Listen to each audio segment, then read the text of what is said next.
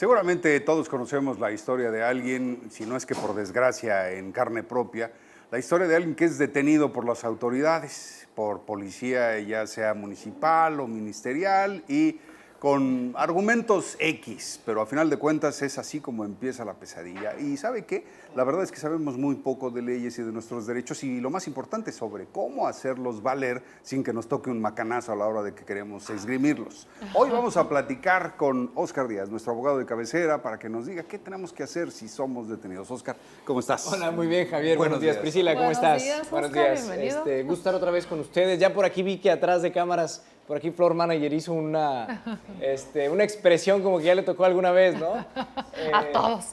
Sí, oye, no, es un tema delicadísimo y además muy común. Cierto. Y primordial de nuestros derechos constitucionales, Claro. ¿no? O sea, el estar gozando de nuestra libertad plenamente o el hecho de que se nos impida en algún momento dado, pues tiene que estar perfectamente acorde a lo que dice nuestra Constitución, ¿no? Claro. Y no normalmente esto sucede.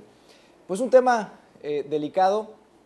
Mira, no hay un protocolo como tal en México que diga cómo deben de ser las detenciones por todo tipo de autoridades que en un momento dado tengan la capacidad o la responsabilidad de cumplir con una de estas, con un arresto, con una detención.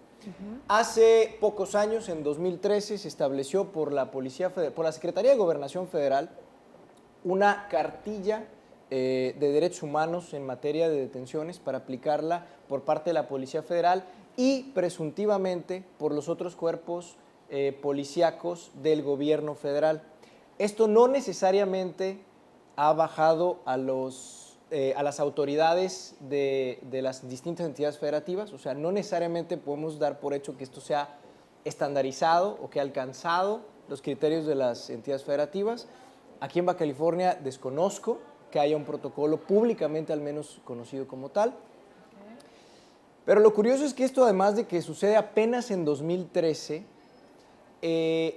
se da esta cartilla de una manera muy escueta. Lo que hacen es básicamente copiar algunas frases muy trilladas que hemos visto en películas desde hace muchos años. ¿En serio? Lo iba a decir así, pero dije, voy a sonar bobo. No, Lo que es han que es visto la en la verdad. tele, ¿no? Es que es la verdad, Qué lo hemos barbaridad. visto en películas y en series de televisión toda la vida, ¿no? Americanas. Sí, Bueno, sí. y esto lo hemos visto en series americanas porque hay una historia muy particular. Se le llama a esa lectura de derechos cuando detienen a una persona derechos Miranda, popularmente conocidos. Y esto también trae una historia detrás, por allá de los años 60, a un tipo de apellido Miranda que detuvieron por secuestro y violación en Estados Unidos.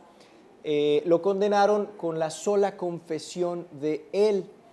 Y esto escaló y en algún momento dado la Suprema Corte de Justicia estableció que a él no se le había dado la información necesaria en el momento de su detención, no obstante que la Constitución americana establecía ciertos derechos que todos tenían allá en Estados Unidos en aquel entonces, pues esto no se había salvaguardado en el momento de la detención de esta persona. No se le había dicho que tenía derecho a un abogado, no se le había dicho que podía guardar silencio para no autoincriminarse, y él de repente empezó a ser víctima de esta circunstancia y con su sola confesión lo condenaron. Entonces, la Suprema Corte de Estados Unidos lo protege y a partir de ahí se establece públicamente esto que se conoce como derechos Miranda, porque en el criterio que establece la Corte Americana dice que mínimamente debe de compartirse esa información básica al momento de una detención a una persona pues, que está siendo sujeta a ella, ¿no? Okay. Curiosamente o irónicamente también, años más adelante, creo que esta persona, de apellido Miranda, por una riña que tuvo, lo matan y a su agresor pues le leen los propios derechos a Miranda, ¿no? Esto es una anécdota curiosa. Bueno, eso sucede desde los años 60 en Estados Unidos y en México no. ¿Por qué? Ajá, ¿por qué? Porque somos malos hasta para copiar, Priscila, somos lentos y malos hasta para copiar. Nuestra Constitución también establece que básicamente debe de darse los mismos derechos o respetarse estas mismas posibilidades a todo detenido, a todo arrestado, y esto no sucede así.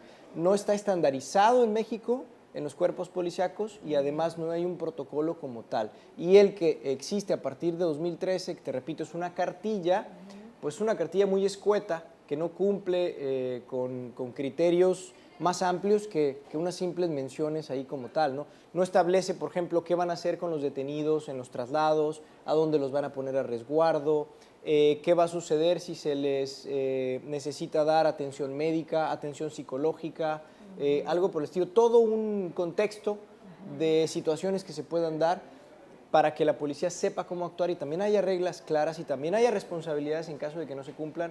Pues estamos ante una misión de muchas cosas que después termina aterrizando en la violación de derechos humanos. Yo hubiera jurado, fíjate, Priscila, no sé si tú piensas lo mismo, pero yo hubiera jurado que ya estábamos en la condición en donde las autoridades, las policías estaban obligadas, si hacían alguna detención en flagrancia, que además se tiene que hacer en flagrancia ahora, se veían obligadas a leer los derechos al supuesto infractor. Fíjate que están obligadas a partir, sabes que hace poco cambió el Código de Procedimientos Penales a nivel nacional, se estandarizó y aparte pues entró todo este nuevo sistema de justicia penal que está cambiando hacia la oralidad y en efecto, por motivo de estas nuevas reglas de juego en materia de procesos penales, pues se tiene que cumplir con una detención muy estricta y efectivamente las autoridades deben de alguna manera de salvaguardar esos derechos de los detenidos, pero no hay como tal una manera de asegurar que esto se cumple en la práctica.